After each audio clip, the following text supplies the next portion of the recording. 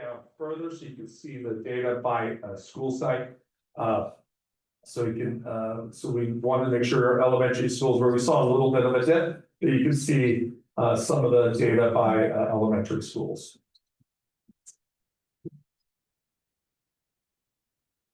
Next slide.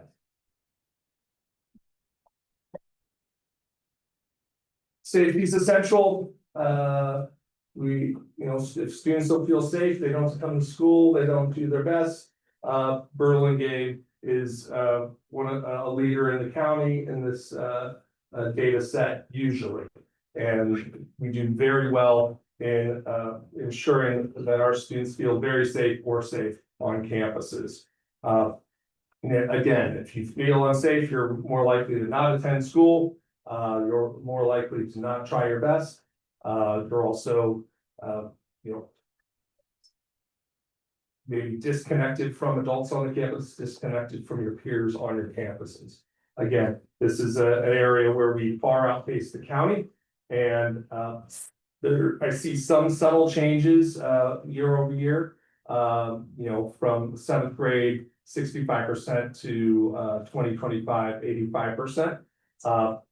Again, not 100% sure why that 20% jump in a year, but it's better this year, this past year than the ones before.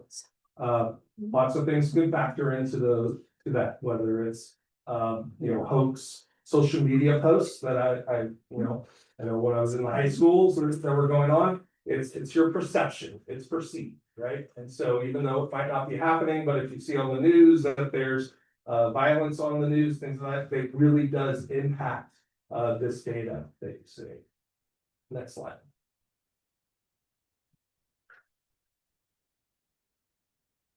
Engagement and enjoyment. There's not a connection between 5th grade and 7th grade on this slide, so separating them out so that you asked me two different things, right? On the left side, it's that you feel good and happy. Some wellness staff would feel like that's not always the best approach to asking the adolescent. Like there's better ways to find out if what exactly happy means for them. The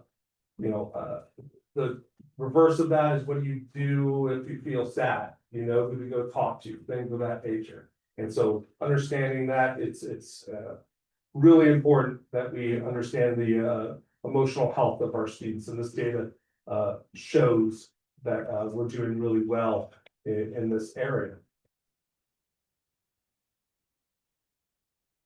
A couple other things I want to point out on this slide is on the right side. If we go back to the engagement one, sorry, Jesse.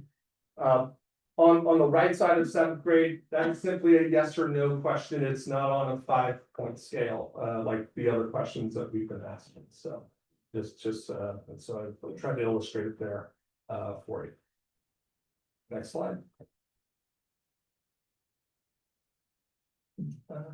Let's see, it should be bullying overall. So maybe the one above. There we go. So overall data around bullying. Bullying is it is something that's talked about from TK all the way to the 8th grade. It is something that is always we focus on with our work, whether it's PD with our teachers, doing things like restorative practices and doing circles, work that we do with SEL work. This data around bullying is really important to all inside and outside of the classroom and to parents. And in 5th grade and 7th grade, you can see the scores here. Although we're very similar, somewhat similar to the counties in some of these data sets, and in some areas we're not doing quite as well. Next slide for the analysis.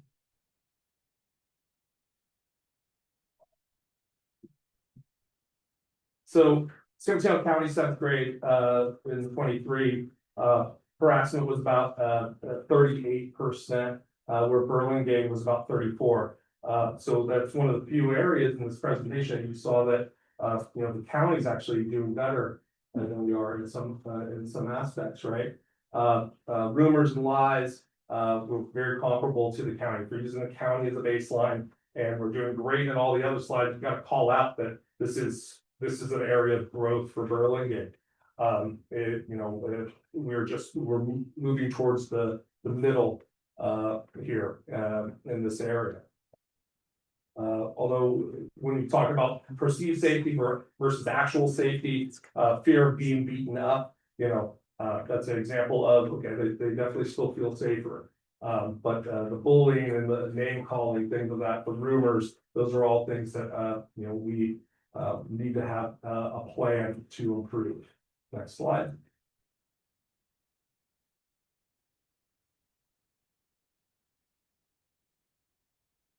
So the cyberbullying data is critical. Understand that we're talking about when this data set is about the last 30 days. And so you can talk about the frequency. It does differentiate in the study, but for whatever reason, West Ed, they target the last 30 days is super important. And we do very well. I mean, so this is where we want a higher number with no. And fifth grade 86% in 24, and fifth grade 80%. So we saw a slight dip there. And again, another area, bullying and cyberbullying is definitely an area for us to focus on. We didn't see much change in our fifth graders since between 22 and 24.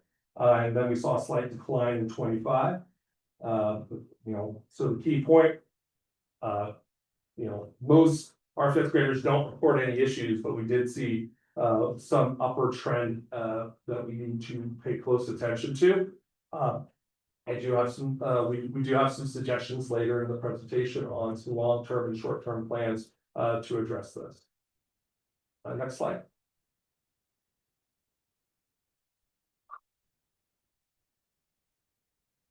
Reasons for harassment, and this is for a year. So in the past year, have you had harassment, and was it because of your race, your religion, your gender, sexual orientation, your physical and mental disability, any other reason, or your immigration status? And you can see that we zero. So we want a higher number. We are trending in a better direction in this area. And this will continue with some of the planning that we have. Some analysis on the right side here. Next slide.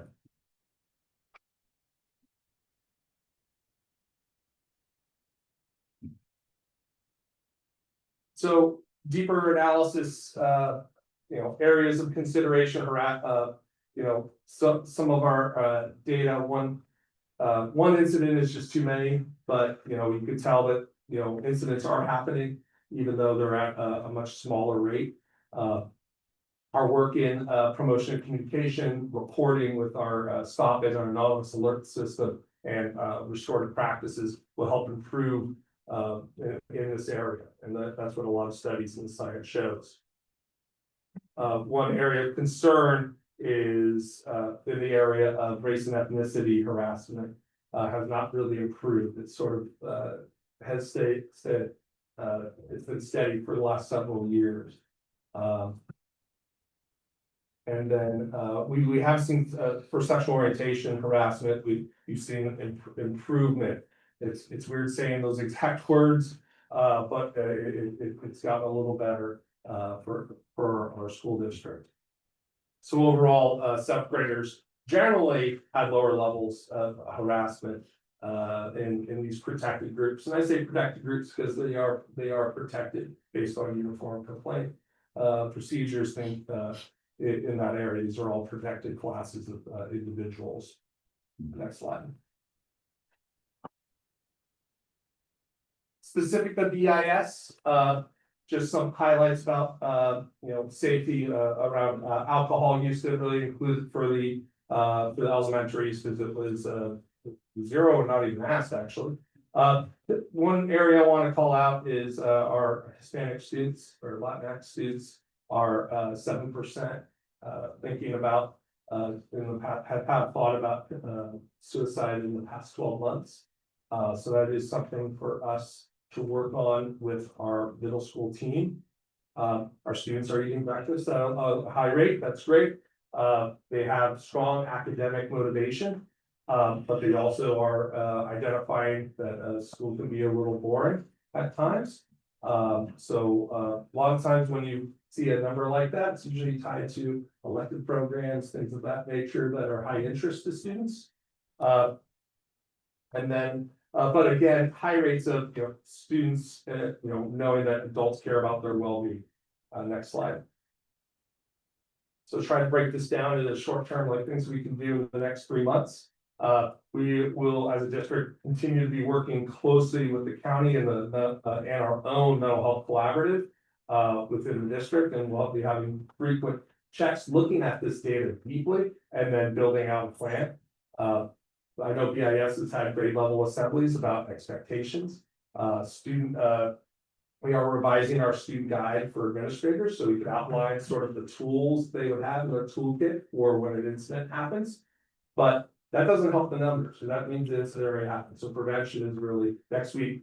Actually, Thursday, we're recognizing Suicide Awareness Month, and tsunami organizations coming on to do presentations for all of our BIS students. We're going to have site MTSS meetings, and this will be every 2 weeks to 1 month, depending on the need, where staff can refer students. They'll be looking at their own individual data. And so we're looking at making sure that we have posters in classrooms. Our Stop It is available to all students all the way down into 4th grade. That students know their rights to uniform complaints, know their rights to filing Title IX reports if need be, and their parents and guardians. We'll have posters that are sort of student-friendly posters that they'll understand a little better, because this is really a lot of legal legalese, I guess you could say, how it's written. So posters will be student forward-facing for their reporting. And then again, we'll continue. We have our 9 staff members who are trained the trainer in restorative practices. Today, there was restorative practices with our para-educators. We're going to continue to work those restorative practices. It has shown to get great gains in a lot of these areas where we have to show growth, or we can continue to show growth. Next slide.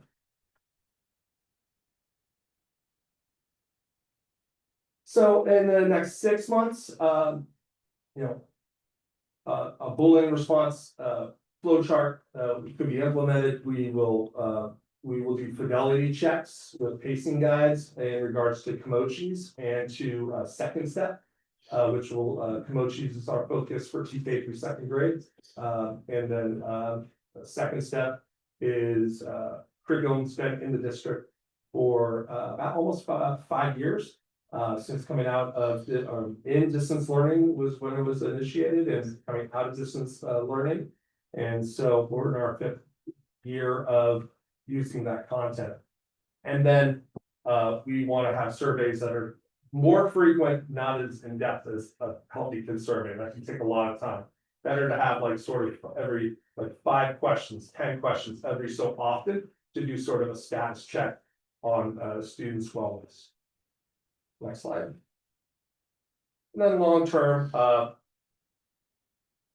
making sure that our school site councils understand the data. A lot of this data will be reviewed in site councils, doing work with our district advisory committee, our council, on our whole district data related to Healthy Kids survey results.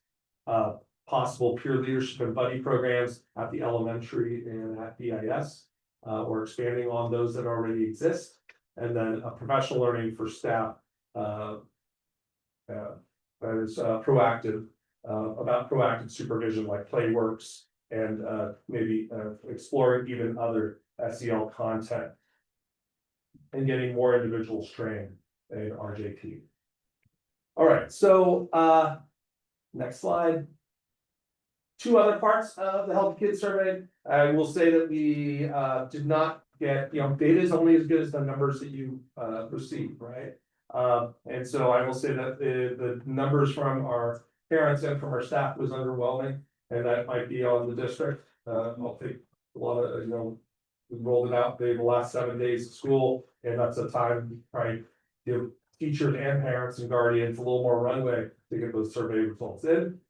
So I think the results actually show that. So we definitely, one of the key areas we're gonna do better on getting this out earlier and giving more time, a larger window for our parents to get these results. But key areas for our parent survey is parent involvement, school supports for students, fairness, substance and school disorder, bullying, and facilities. And so we do have some highlights on the next slide here.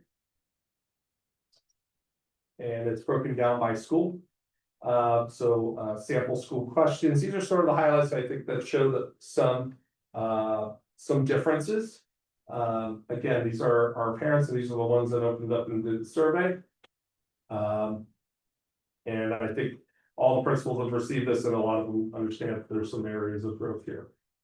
May I ask you a question? Sure. With respect to the communication with parents about school, is the question asking, do parents feel they get a communication from school? Because my experience has been, from talking to a lot of parents, they feel they get communication from the school. It's just getting someone at the school to write back to them. Right. And sometimes. Yeah, so- Which, I get, there's one principal for 400 or 500 kids, it's not gonna happen in 5 minutes. Yeah. I think we do a great job with newsletters, and we do like the 30,000 view of the campus thing. I think we do a great job with that. I think this data reflects is maybe the responsiveness to when something happens. How are we responding? How quickly are we responding? And so I think that this data is sort of reflecting. What steps are you'll probably get? Yeah, so I mean, we do have a 24-hour response sort of practice in the district, expectation of our administrative teams, making sure that they know that they have the district office and the cabinet available as a backup to help brainstorm about situations that might be difficult for them to feel comfortable about responding to. Maybe they don't have the answers, but sometimes it's just best to respond if that's the case.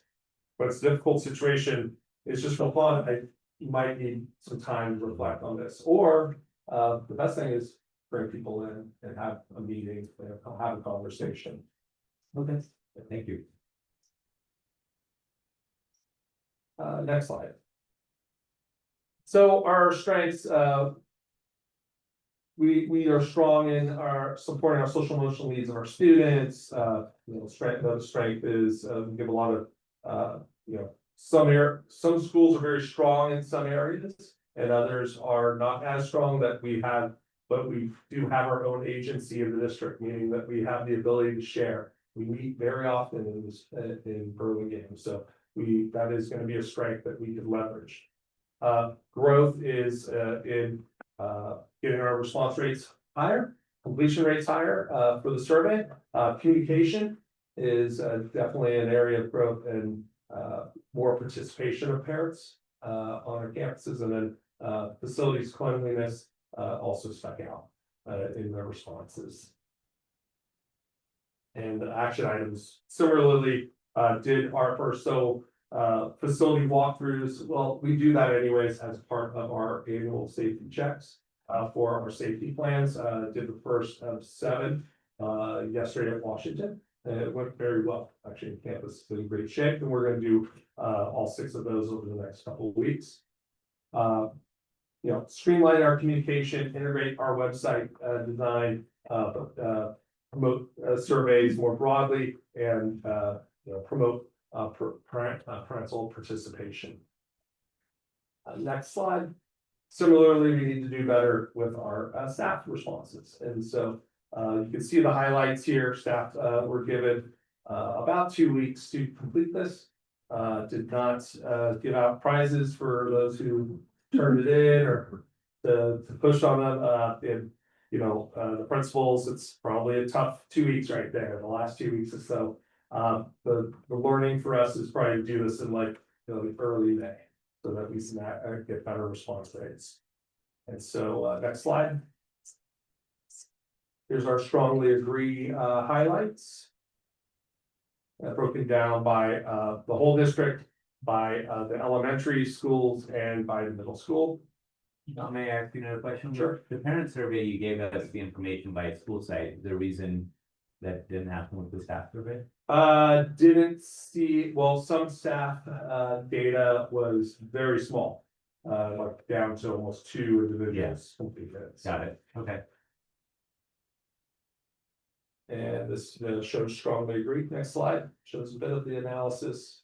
Again, a supportive place to work, care for the staff, care for their students, and a strong anti-bullying climate. So the climate reflects, and this actually was what the students said too, is the climate is the anti-bullying climate, although some of the data that they say that I'm getting bullied does not sort of go with the statistics that we showed earlier. A growth area outlined by some staff, a shared decision making, and then communication on student learning or outcomes. So in the action items, again, streamline communication, promote the survey better, and find different ways for our staff to be more involved in decision making on campus. General, any questions? For the parent and staff survey side of it, do we have any comparisons from the county like we did for the other ones for benchmark data? I can put that into a weekly. It's on it's on the state website. So if it's on the state website, I can compare to the county and the state, and I can share that with them. Again, I gotta say, you know, the staff members. I mean, it's okay, but it's trending into the 30% range for staff, so on response rates. When are you planning to give the survey this year? Probably somewhere around this first or second week of May, and maybe give it, and because we get to define it, we can give it. There's 2 different ways to go about the survey, right? So it's like you can give them a whole month, and then you're sort of like just going along, or you say it has to be done within the week, you know, and you know, there's 2 different approaches. So I'll do a little research on survey implementation. I found 2 weeks is usually ample, it's just a matter of when of the 2 weeks, the last 2 weeks, so it's not ideal. Any further questions for them? I did have a question, and this is sort of going back to slide 15 in the overall analysis of bullying. And thinking about, you know, wanting to do checks on the fidelity to the second step program for our 3rd through 8th grades. And I'm wondering if there's a way to even target some of the essential lessons, you know, like we used to do with essential standards, right? Here are some of the lessons that really get at some of these things, you know, with the name calling and mean jokes and, you know, these things that were higher, you know, if we could especially flag for teachers. Here are really the key areas we're seeing. So let's focus, let's make sure these are the essentials that we allow a lot more time for, or that kind of thing. Yeah, it will be highlighted. Yeah. For them. The other thing I did want to point out is we are using second step for some of our alternative disciplines. So instead of a student getting suspended or given a detention or having another meeting with a teacher and so on, that we're using some of the second step curriculum for intervention as an alternative to some other more traditional form of discipline. Well, it is an informational item, so we will not be voting. Any further questions for Don? No. Thank you, Don. We'll move on to item 10C, the Proposition 28 Arts and Music Plans for 25 year 25. Thank you. I'd like to bring up Ms. Erin Kerr.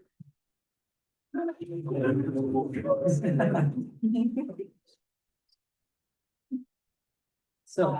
Good evening, my name is Erin Kerr. I'm the visual and performing arts coach for our elementary schools, and I'm delighted to be here and tell you a little bit about our program and what we're up to this year. Great, let me get through the basics and then, yeah, fantastic. So to slide 3. So Proposition 28, we've had this for a while. Like we were saying, 80% of it does have a funding formula where 80% of the funding needs to go to staff and 20% is on professional learning, material supplies, It is very clear that it's not to supplant something that you already have going. It is to create new, it's to build a program. We've been quite successful with this over the past few years. A lot because of what Aaron's been doing. Kind of what I just said, but it's a 3-year expenditure period, so we are still kind of rolling over funds as we go. And our allocation this year comes to $481,550. And this is how it breaks out if we go 80% on staff and 20% on materials. All elementary schools, though, have decided to pool their funds, which is they are okay to do, which allows us to have people like Aaron, C. Linderman, build this program across the sites. It's not just Lincoln spending on Lincoln. EIS, because of its position in the district, because it's the only middle school, they keep their funds and supports of APA teacher across the school. So the goals of our plan are again to really kind of expand into new and virtual performing arts. And really also a big piece of this is to create build on the toolbox of our staff. These are the steps we traditionally take. The one that I really want to point out and emphasize is that we're working towards a VAPA strategic plan. We've met a few times already on this, and we'll hopefully be able to bring one this year to the board. This is a more in-depth and thorough plan than the one we are presenting tonight. This is the one that the state mandates that we do, the one presented tonight. A strategic plan will be more, a bigger, more bold plan that not many districts are doing at this point. But we have such momentum with our arts program, and we're so far ahead, basically, of other places that this is the next logical step for us to build a very strong strategic plan that will take us to the future.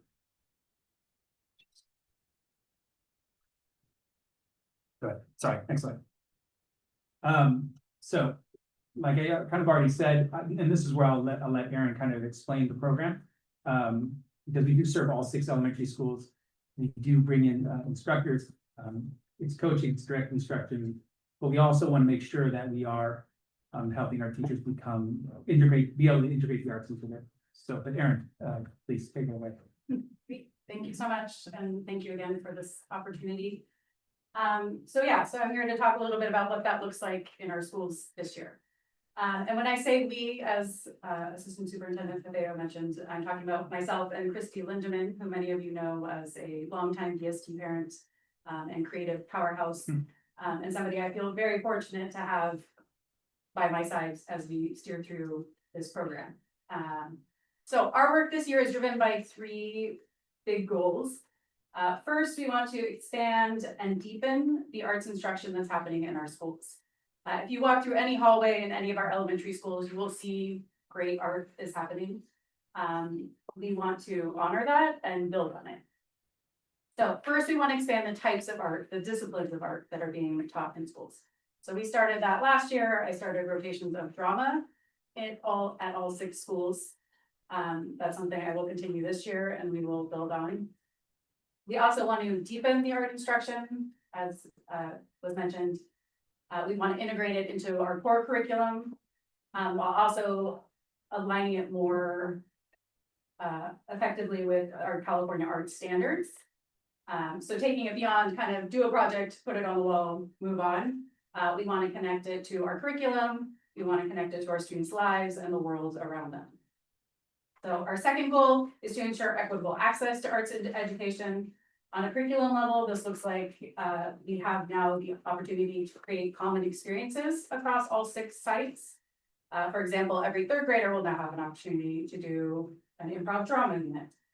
Every 4th grader will have an opportunity to do a weaving unit with their California Native American studies. On a practical level, this means working with principals to ensure that our art supplies and our creative spaces, our maker spaces, our STEAM labs, our media studios are stocked, are organized, and ready for use. At the same time, we also recognize that our schools are very different and have different needs. So we are basing distribution of our supply funds, for example, and our staffing ratios on the percentages that each school receives from the Prop 28 funds.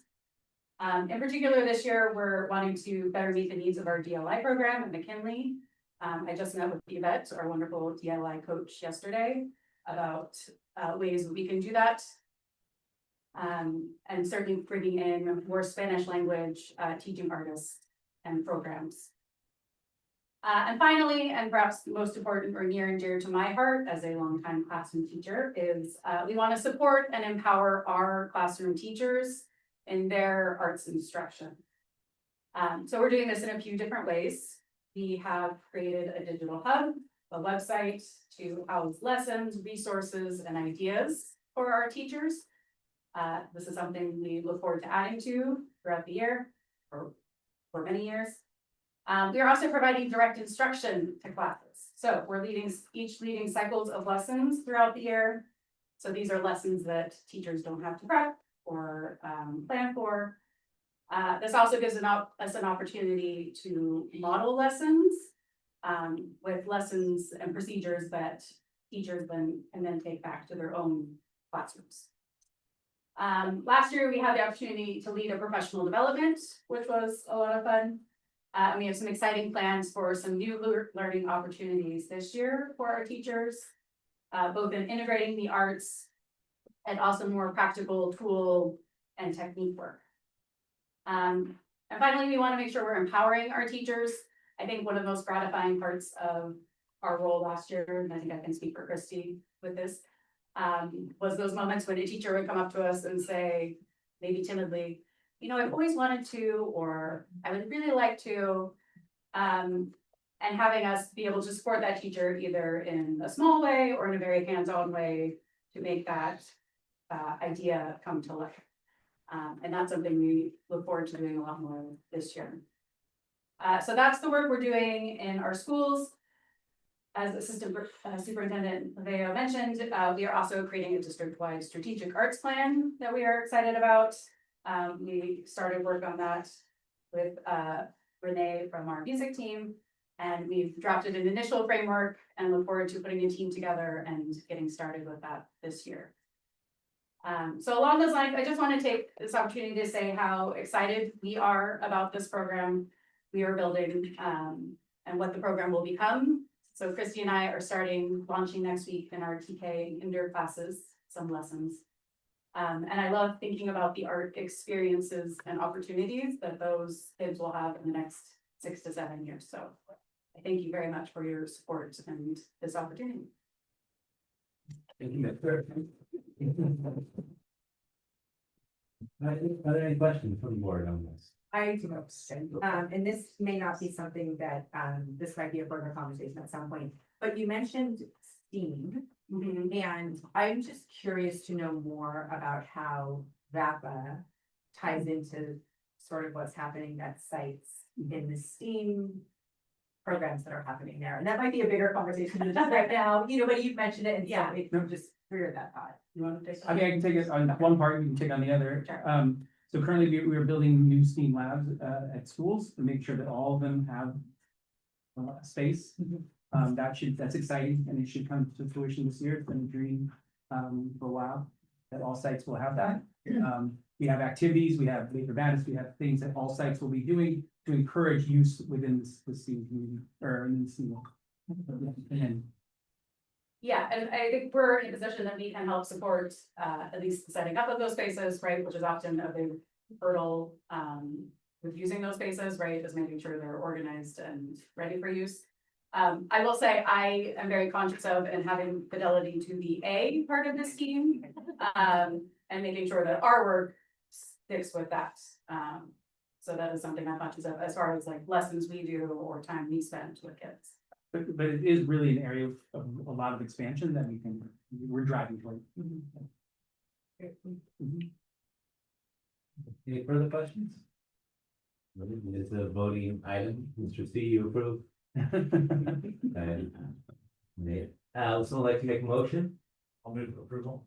I'll second. All those in favor? Aye. Motion passes 5-0.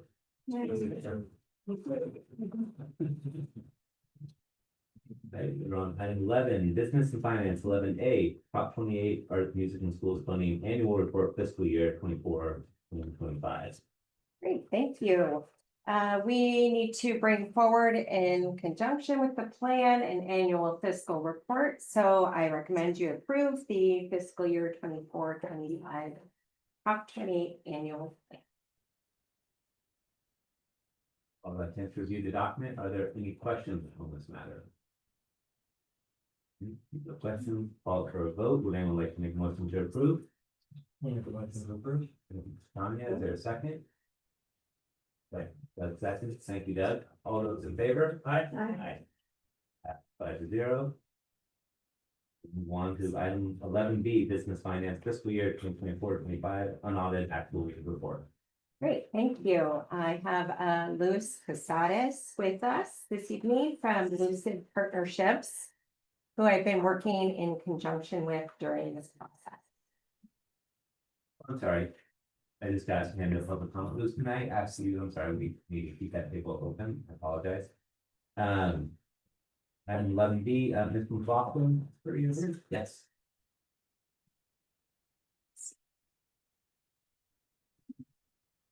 So obviously the county is a big, huge document. And, I'm just a private citizen, I can't go over everything, but I want to highlight one item that is completely ridiculous. So if you go to page 3, bottom object code 8041. So that's the secured roll taxes is what it's listed as. Now, last year, our district separated out the secured roll revenue on object code 8041 and the supplemental tax revenue on 8044. This year, they decided to lump it together, all in object code 8041. This is not limited to our district. This ridiculousness stems from the county office. This is all San Mateo County, top down. They call it basic aid supplemental tax. There's not one footnote anywhere, nothing. And so I, being ridiculous, as this accounting is, I wrote a public records request to Nancy McGee's office in August, because I want to know the basic question. How much of the property taxes our neighborhood go to our schools? Pretty simple question, right? And I think we should be able to know that. Of course, they haven't replied in supportance of the law, and now they're saying I don't get to see it until October. So obviously I wasn't even prepared with the actual number. But I want you to be clear, like this is absurd. How 1 year secure taxes is the sum of supplemental and the secured revenue, and the next year it's just the secured revenue. Like, shouldn't us taxpayers be able to know? Shouldn't we have a clear vision? And I think what we could do as a district, at least, if Nancy McGee's putting these decrees of absurdity in the accounting, at least we could add some footnotes to what's going on and put a footnote that, the district office or whatever, the county office is absurd. And it's actually not, this is different than last year. And that they're imposing this absurdity. Okay, thank you. Thank you, Ms. McLaughlin.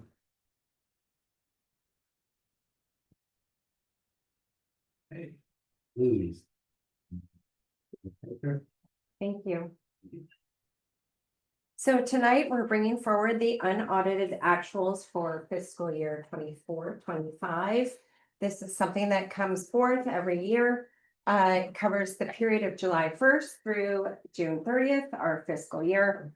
It must be submitted to the county by the 15th, and then it gets passed on to the state.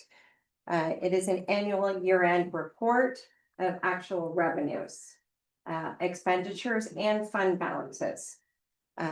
One thing I do want to note is we do have a new financial system that we had to move from an old financial system into a new financial system, which this new program is phenomenal. So that is something that we have encountered over this process in the last couple of months. So I want to bring that to your attention. Next slide, please. So as you can see, the revenues for LCFF, this is our #1 revenue source for the district. This is where we want to be spot on with our projections and our estimated actuals. as you can see, there is a slight variation and that is from our drop in ADA. So we had a slight drop in ADA, which changed those numbers.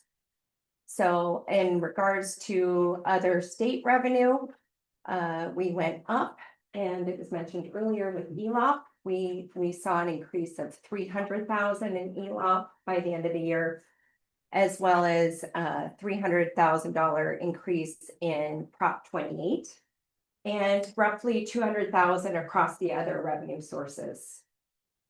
Luce, do you want to interject anything on this slide?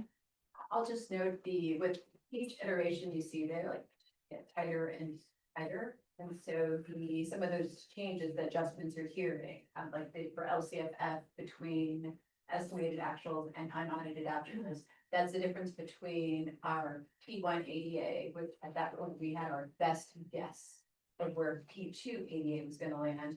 And then we actually get P2 ADA becomes real. And so that's the difference you see there with our best guess on P2 ADA, our actual P2 ADA. And the same is true for the other funding sources. By the end of the year, we have our P2 certification. As you heard, that ELOP was one place where we had an increase of 300,000.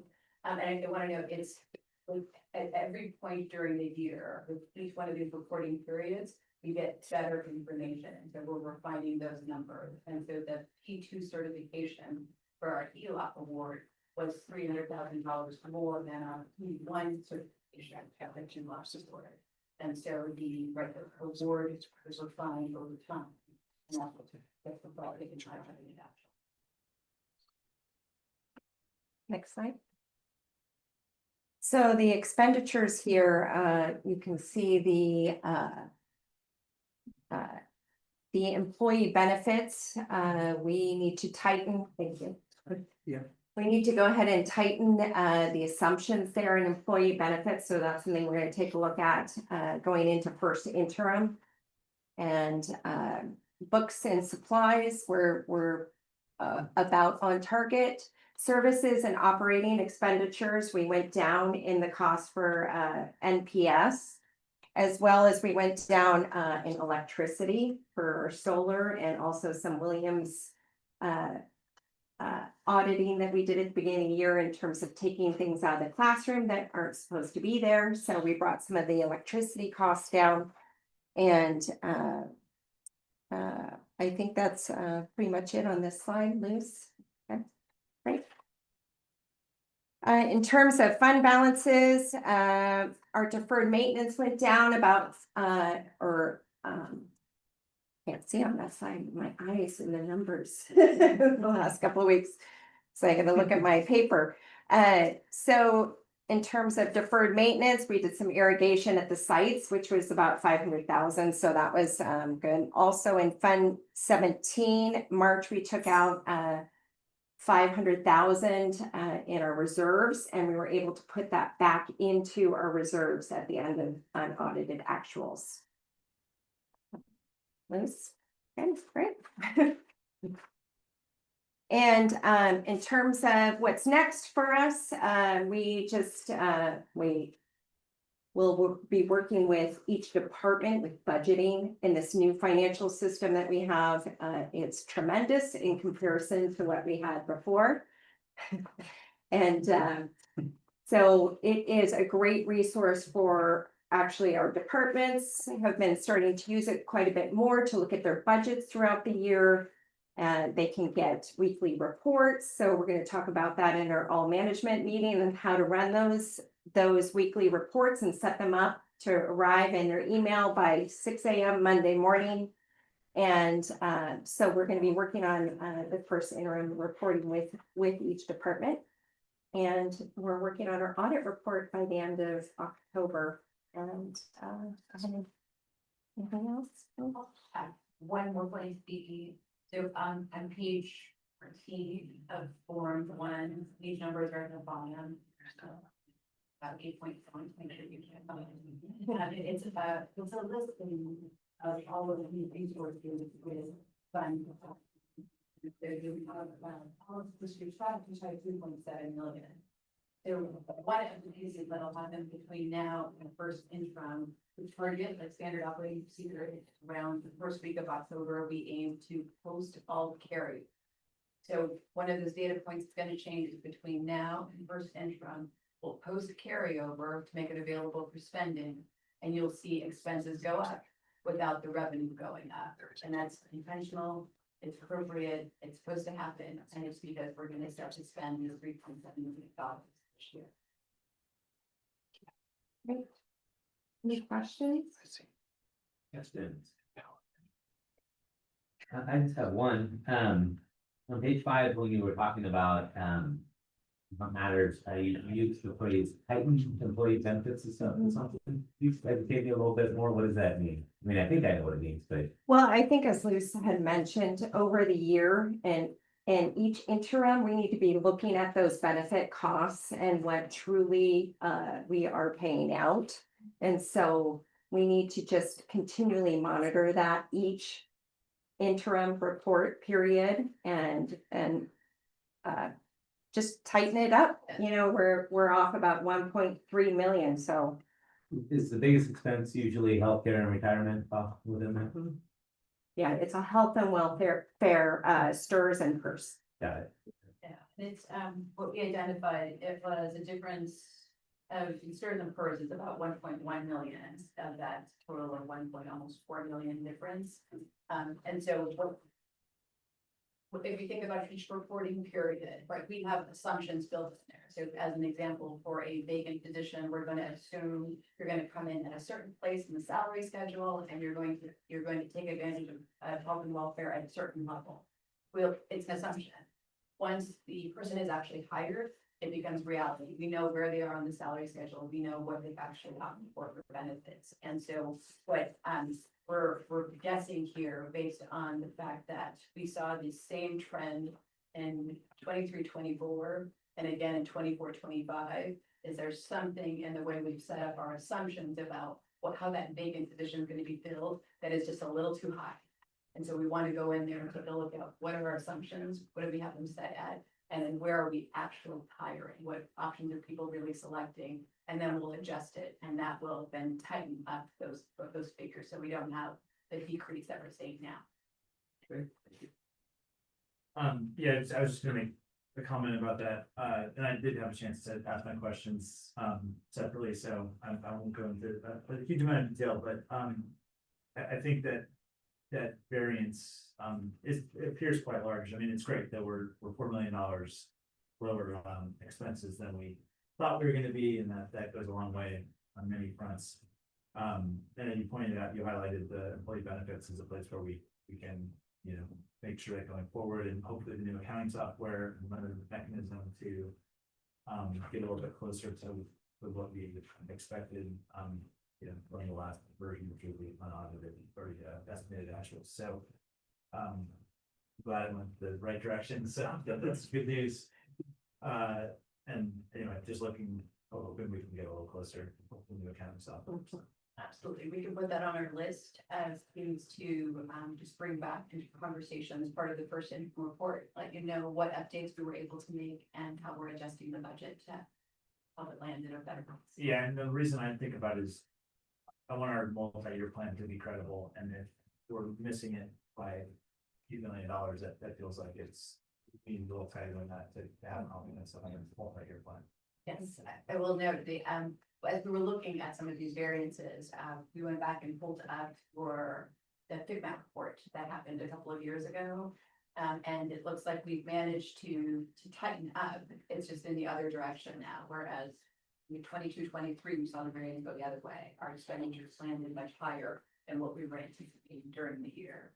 And so I can see the assumptions have been adjusted, just maybe not for a little too Yeah, high. and that's a great reason for this discrepancy to be here, is that we got some feedback from FICMAT that we were not doing the position control and some of the other things well enough to track the spending, and if we moved a little too far in the other direction, that's okay. Just one more time. Right. Not too Not too far. We're gonna get back to close, so. Thank you. Great, so I recommend you approve the unaudited actuals for fiscal year 24-25. Very much. Are there any further questions for either Luz and Victor? Right, would anyone like to make a motion to approve the fiscal year 24-25 unaudited actual report? I'll move approval. Thank you, Doug. Is there a second? One second. Thank you, Nicole. All those in favor? Aye. Motion passes 5-0. We'll move on to item 11C, the resolution for the Gann limit. Right. So every year you bring forward the Gann limit. There are no adjustments. We recommend going ahead and approving.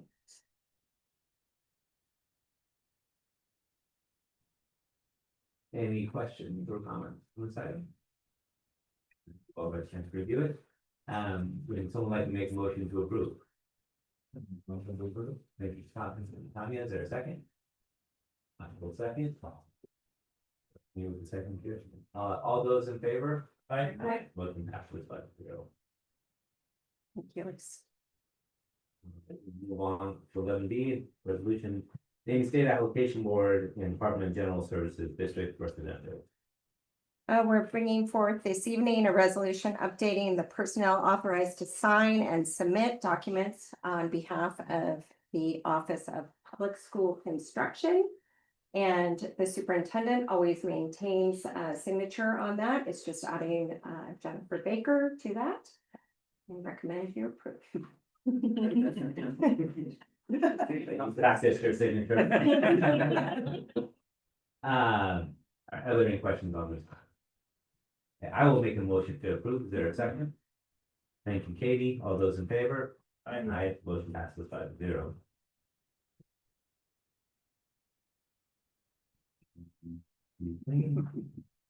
Item 12, administration. Item 12A, CSBA nominations for director at large. All right, I'm bringing forward tonight, CSBA's director at large to see if there is anyone you would like to nominate for, that meets the criteria of an American Indian county nomination for CSBA's director at large for this delegation. Is there anybody's name you would like for us to add this evening? I don't have one.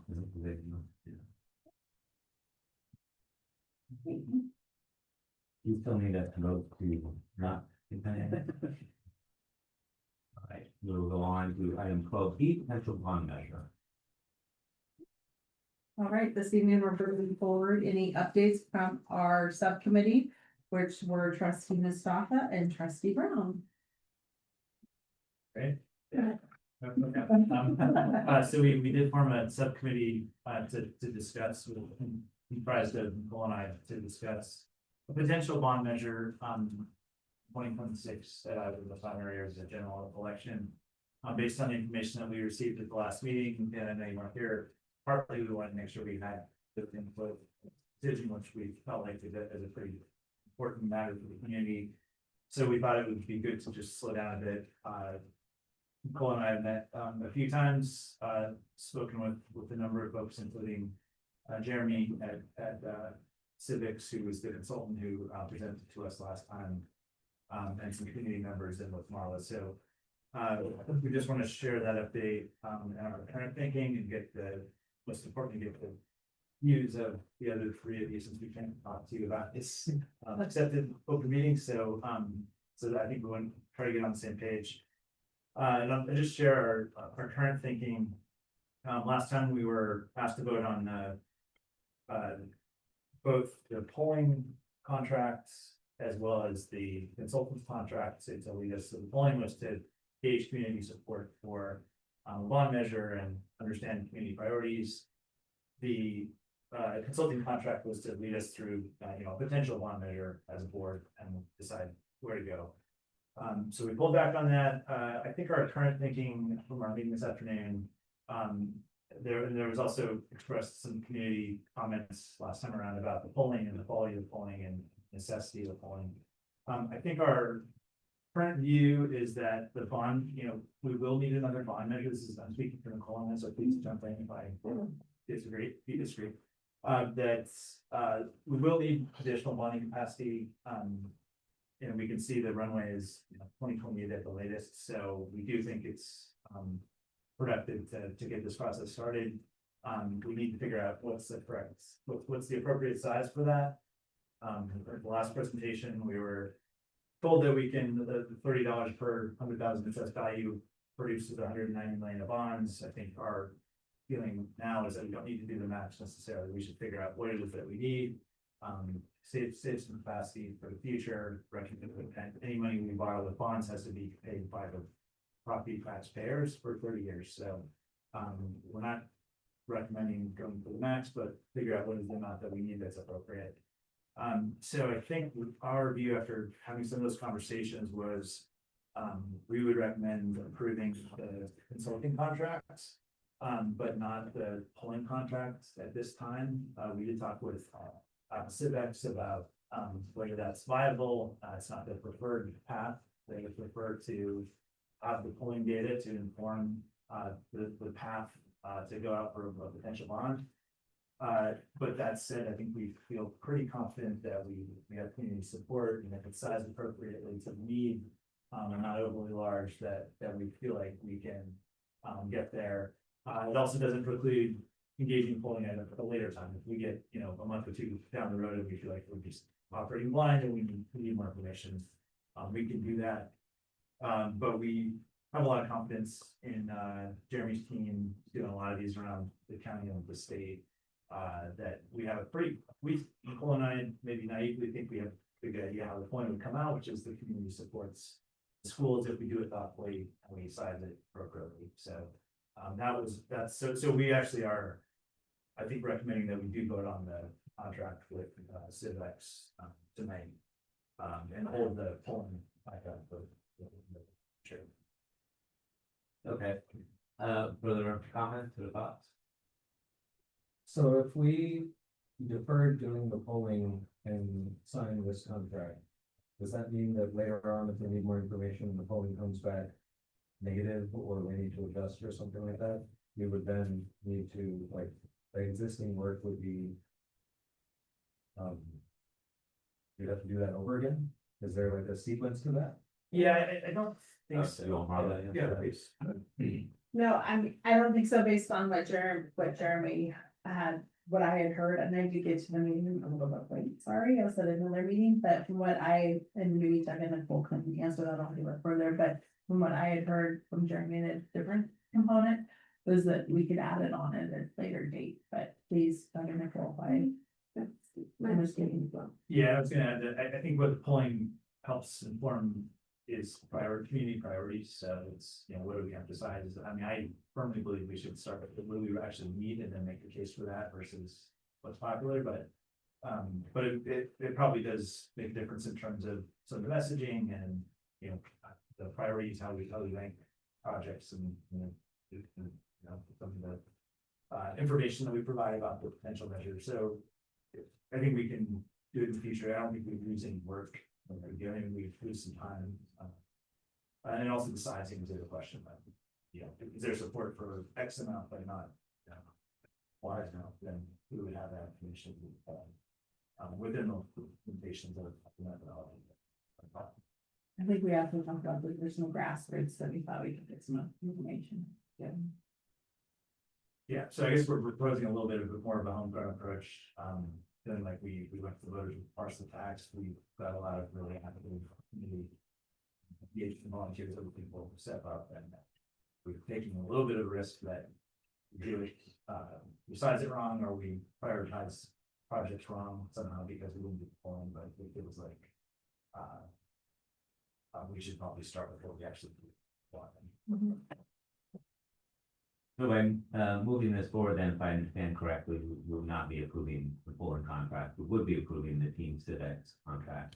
We also leave it open whether, if this ever happens, if it does 2026 or 2028, in the amount of the bond that's still. Oh, yeah, we talked about the timing as well. As much as it seems a little soon to jump into this, it does seem like the primary in 26 is probably the highest likely success time to do it, because we don't have full visibility on what else is going to be on the ballots around the county, but it seems like from what we know today that's probably a good time. We don't have a lot of competition. That could change, and it has to be in 26 or 28 as we are the last meeting to get the 55% threshold. And So we were thinking in for the earlier, the primary, and then we can always push it. Okay, I understand. We don't necessarily have to decide that now. Do you have anything for them to add? I think that's kind of where we landed.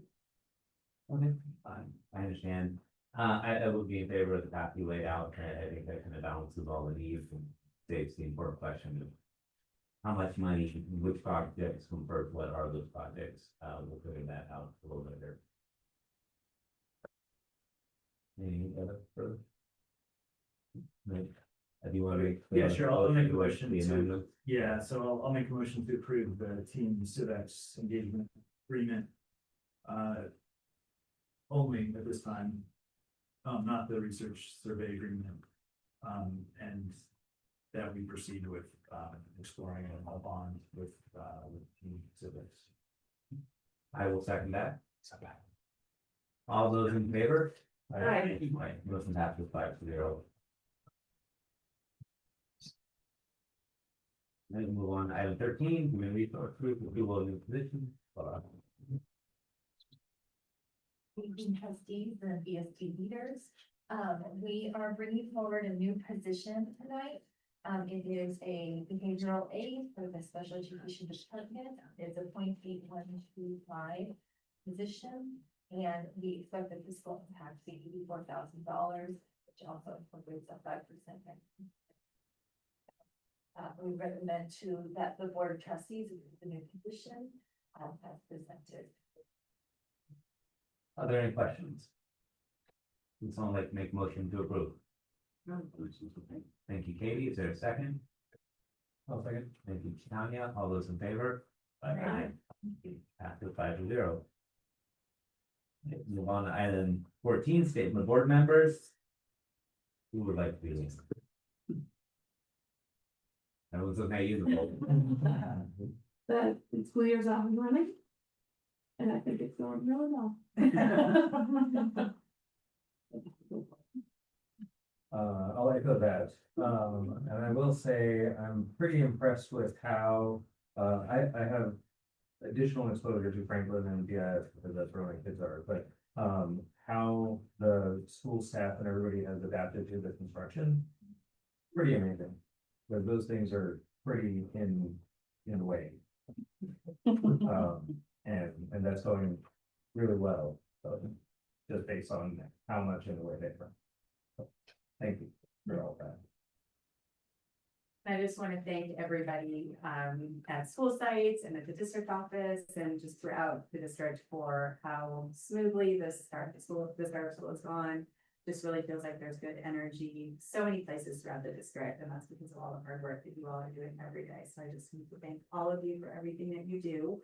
And I think to Chaitania's point, being at McKinley where there is construction, it has been an adventure. But just today, some of the new turf for the new turf field got rolled out, and there were a bunch of 5th grade boys that were just over the moon. That it's going to be not too long before they get to have soccer and football and everything on that turf. So all exciting. Great. I'm also excited about all the projects that happened over the summer and seeing the progress, and appreciate everyone bearing with us that some of those projects go past the summer or larger projects. But yeah, it's great to see, and also thrilled about the start of the school year. So thank you. I just want to thank Doug for filling in for me as chair last board meeting when I could not attend. And I wanted, since that was the first meeting of the year, I want to thank those not here, Richard and Omar and their team for getting everything up and running over the summer. That's a lot of work. I'd like to thank the district office for actually working this summer when many of us are off, even though you are also in a temporary office space and there's logistical challenges with that, and that will soon be over though. And then I want to thank Jennifer Baker for stepping up to the finance role as well. Thank you very much. All right, we will move to item 15, public statements related to non-agenda items. We have 2. The first is Kevin. Please.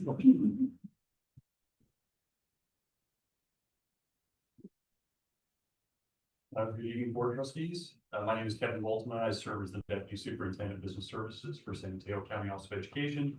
I'm really here this evening to communicate our appreciation for your administration and your support staff related to the implementation of new countywide enterprise resource programming software, also known as an accounting software. This project has been in the works since March of 2024.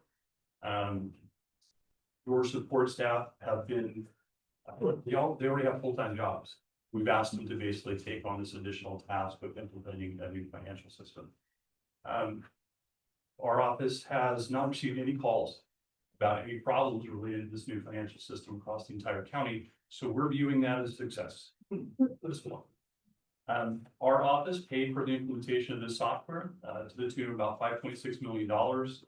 This includes paying for the licensing costs of 2 systems, additional consulting support, and overtime for our staff to support Burlingame. But it really is the hard work and the diligence of your staff here in Burlingame that has made this a success. We specifically want to thank the following team members of Burlingame: Miguel, I'm going to say this wrong, but Aranetto in accounts payable, Shannon Williams in payroll, Laura Afshar, Director of Human Resources, Jennifer Baker, Executive Director of Fiscal Services, and Superintendent Silversmith. Burlingame was wonderful to work with. We certainly acknowledge there have been some difficult days, and we all felt overwhelmed at times implementing a new system like this. But we've completed the phase of implementation, and now we're going to be moving into improvement and enhancement in the new system. I was encouraged to kind of hear some of this conversation to ensure you that the new system takes into account the actual cost of health and welfare budgeting practices.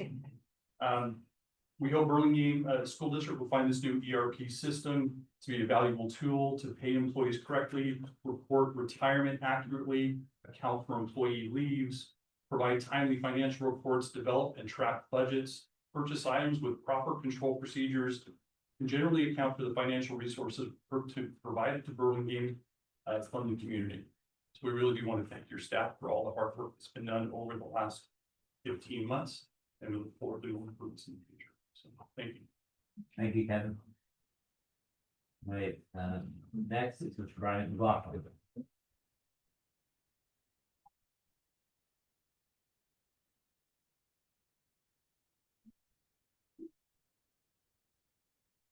So this past week, a very interesting paper was published, a true gold standard study on the use of cell phones in classrooms, or actually the ban thereof.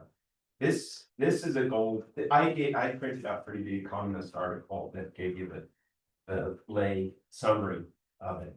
But this was a study run by a professor at University of Pennsylvania. The study was carried out in India of over 17,000 students, randomized, controlled across a vast array of disciplines. And so it's the first large-scale randomized controlled study of this topic, and it showed definitively that banning cell phones in classrooms leads to improved scores. And the most interesting part, it's not in that summary, but the most interesting part is that the lower performing students actually benefited the most.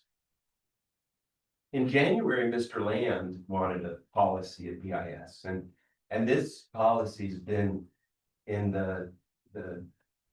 it's orbiting in the Burlingame school district Kuiper belt of bureaucracy since January. I know there's a committee, but there's no reason we can't, and you know, there's state law and maybe we have to revise next year, but there's no reason we can't put something in place right away. And I further emphasize at the high school district level, there's flexibility. You know, we don't have to do a one size fits all. The high school district doesn't. They're working on a concept for the whole district, but they allow each of the schools within the San Mateo Unified to have, you know, to tailor to their individual needs. And it seems logical that what you do at BIS would be different than the elementary schools. It's a pretty significant 3 years different. So I think this should be something you should insist on the agenda every month. Like, this is a big deal, and it's a big problem on many, many levels. And the evidence is clear, gold standard study evidence that benefits student learning. So I think we should put something in place right away. And I know there's a committee, I sent an email to Jen Linstead asking if she'd tolerate me on the committee. But we should get something in place right away, and then we can refine it as it goes along. It's not like a done deal type thing, so. I encourage you to put it on the continuing, insist it on the agenda and get something right away.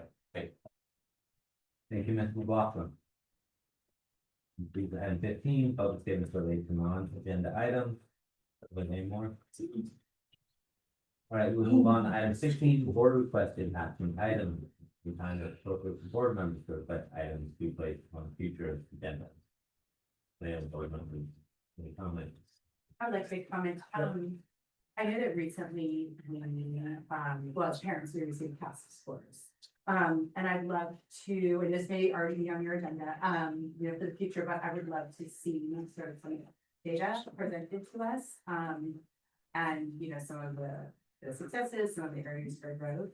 And then particularly, as we talked earlier with ELOP and the literacy piece, I'm very interested to see, if there's data that we can, come through to find out the effects of that program.